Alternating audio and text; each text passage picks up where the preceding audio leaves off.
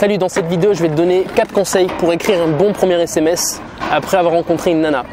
Premièrement, ton SMS doit faire référence à un moment sympa, à un délire sympa qui a eu lieu lors de la rencontre. Parce que c'est ce qui va lui donner envie de répondre. Ça va lui rappeler un souvenir. Ah ouais, c'est vrai que ça va lui rappeler en fait le souvenir qu'elle a rigolé avec toi, qu'elle a sympathisé avec toi, qu'il y a eu une proximité, qu'il y a eu une connexion. D'où l'intérêt de créer des délires lors de la rencontre. Alors j'ai pas d'exemple là en tête, je te montrerai ça en caméra cachée très prochainement, mais c'est important du coup de connecter sur des délires avec la personne parce que c'est avec ce délire-là, avec ce qui vous unit en fait entre toi et la fille que tu vas pouvoir connecter après par SMS. Ok ? Si tu n'as pas de délire, si tu n'as pas eu d'événements marquants lors de la rencontre, de choses drôles lors de la rencontre, c'est que ta rencontre n'est pas assez solide. Et forcément, tu auras des difficultés après pour recontacter la nana par SMS et continuer sur cette bonne vibe, cette bonne énergie. Vraiment, le moment le plus important, c'est la rencontre. C'est là que va se créer l'alchimie ou pas en fait. C'est là que tu vas créer cette connexion ou pas.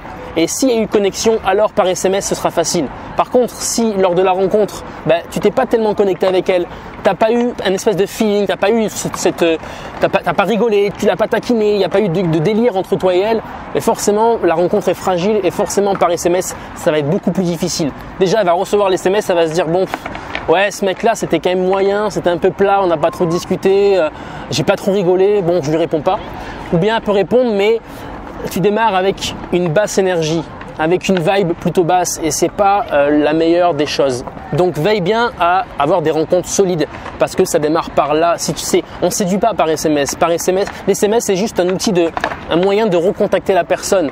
Et tu vas faire une petite blague forcément par SMS pour montrer que tu es quelqu'un de créatif, que tu es quelqu'un de sympa, que tu es quelqu'un d'amusant, tu vois.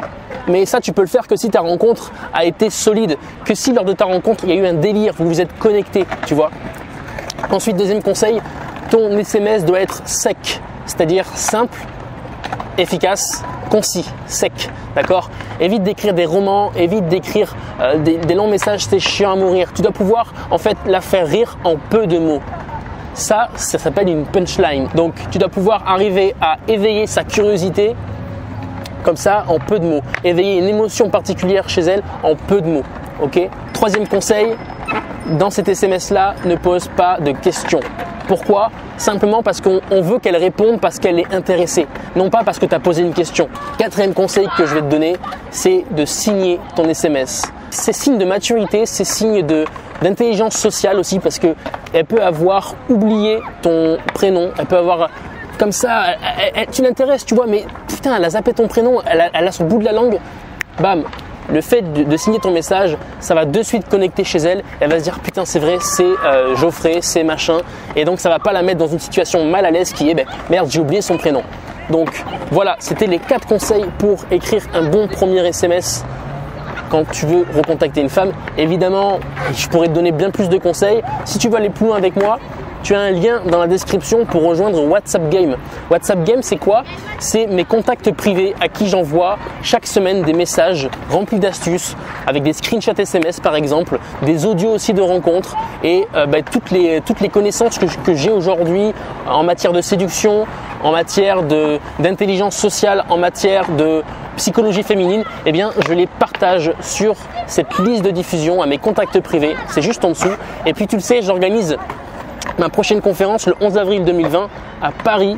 Je t'invite à t'y inscrire. À la fin de ce challenge 31 jours, 31 vidéos, je ferme la boutique en ligne. Donc inscris-toi avant qu'il soit trop tard.